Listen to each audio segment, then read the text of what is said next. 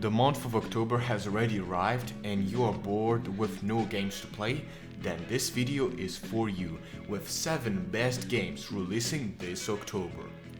Let's start with the earliest game to release this month, and it is Overwatch 2 on October 4th. Overwatch had a pretty great amount of changes compared to its first part. First of all, the battles changed from 6 vs 6 to 5 vs 5, which then initiated lots of different balance changes.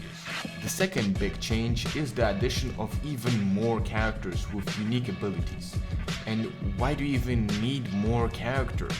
There are already 32 of them. But that aside, the most important change is that the game is now completely free, which is both bad and good. It's great because anyone can play it, but it's also horrible because this means there will be lots and lots of microtransactions, raging 9-year-olds and cheaters. But in order to make sure that the cheaters don't return, Blizzard made a system that made it so you need to connect your phone number to your account in order to play. Furthermore, Blizzard also introduced audio transcriptions. The way this system will work is that once you report a player, everything you say in the voice chat will be recorded and put into a text-to-speech program. The generated text will be then analyzed for quote-unquote disruptive behavior. This is a huge problem because text-to-speech programs aren't that good at their job, and you can potentially get banned from raging. This, paired with the fact that every new account is a new phone number, makes me not want to use the voice chat at all. But let's move away from multiplayer shooters to something more interesting. A Plague Tale Requiem, October 18th. It will be released for PC, Nintendo Switch, PS5, Xbox Series X and S. The game is set 6 months after the stealthy adventure A Plague Tale Innocence, and in it we play as 2 siblings, Amikia and Hugo de Rune, with an unknown blood disease.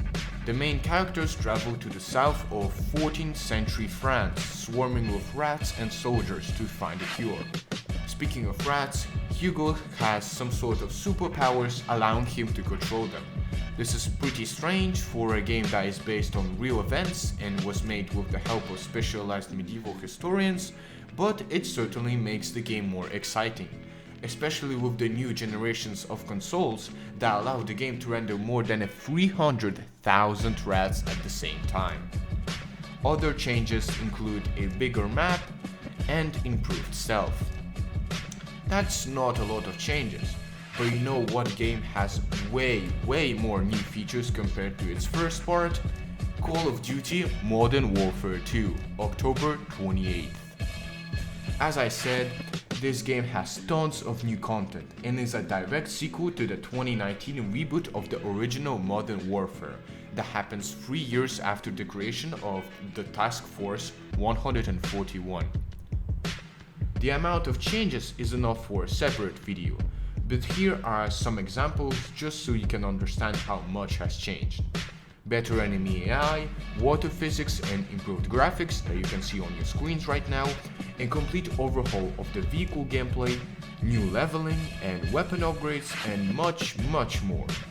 But don't worry, at least 6 out of 8 characters didn't change and are from the previous game. The 2 new characters are Colonel of Mexican Special Forces Alejandro Vargas and Commander Philip Graves, CEO of an unknown private military company. The game will be released for PS4, PS5, PC, Xbox One, Xbox Series X and S. And yet another sequel awaits the fans of the Borderlands universe. New Tales from the Borderlands, October 21st. Today's year was great for the Borderlands series. We had Tiny Tina's Wonderlands, which is basically the Borderlands 2 Tiny Tina's DLC made into a whole game, and now we return to the world of Tales from Borderlands. The game is very similar to its predecessor, being a graphic adventure with quick time events and the ability to make choices that affect the story of the game. The game is set around a year after the event of Borderlands 3, where Tediore started an invasion on the Promethea planet. Like any other Borderlands game, this one has lots of new characters, including 3 main heroes. Anu, a scientist that possesses special glasses that allow her to scan items. Octavio, who is her brother that's trying to get rich and famous, he also can hack other people's devices. And Fran, an owner of a frozen yogurt store and a hover chair using which he can freeze enemies. You'll have to control 3 of these characters and make choices considering their personal feelings and goals. The only downside that I can think of is that this game is made using Unreal Engine 4 and not 5, which is going to decrease the graphics and performance quality of the game. It'll be released for Nintendo Switch, PS4, PS5, PC, Xbox One, Xbox Series X, and S. Another game that's going to be released the same date is Gotham Knights. This RPG is based on the Batman Gotham Knights comics and is set in Gotham City, not long after the disappearance of Batman. There will be a total of 4 characters to play: Nightwing, Batgirl, Robin, and Red Hood. As in every game, each character will have its own and unique abilities. Despite the game having 4 characters, only 2-player co-op is available alongside the main single-player story. All gameplay will be at night, as during the day the characters will be in the Belfry that acts as their base and place where you can change your character. You will be also able to fight against popular supervillains from the DC universe like Harley Quinn, Mr. Freeze, and Penguin. Just like new Tales from Borderlands, this game is made using Unreal Engine 4. The game will be released for PC, PS5, Xbox Series X, and S. But let's try to move away from the big AAA titles and look at something smaller: Saturnalia, October 27th. Saturnalia is an indie game with a great number of prizes and is a roguelite survival horror with multiple characters. The first thing that you'll notice is the distinct visuals of the game. They look like drawings, or should I say sketches, and the animations are in the style of stop motion.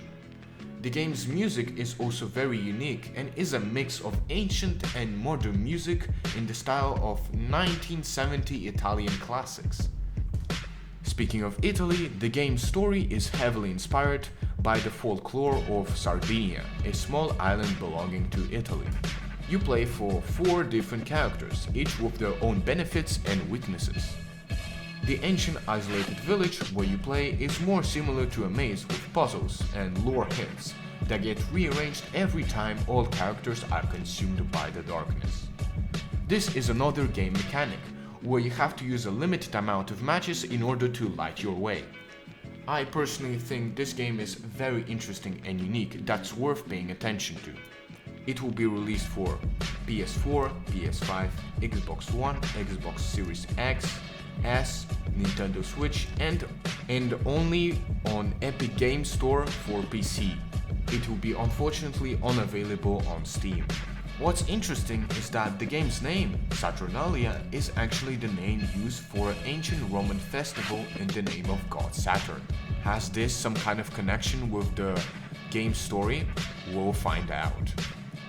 Another cool looking game that has its own atmosphere is Scorn, October 14th. As I already mentioned, this game, just like Saturnalia, has its own style and it's very disturbing. As you already understood from the visuals, this game is yet another survival horror, quite similar to Saturnalia and Resident Evil.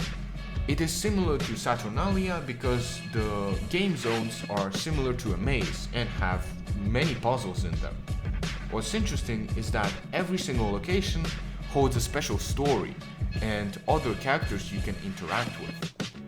The game world is overall highly interactive and realistic. Instead of pressing a button on your keyboard, you have to actually take and pull the lever, for example. The immersion in the game is very great. You can feel that your character is walking or picking up something. Similarly to Resident Evil, one of the game's important mechanics is ammo management. so you'll have to always change the way you play and make some risky decisions.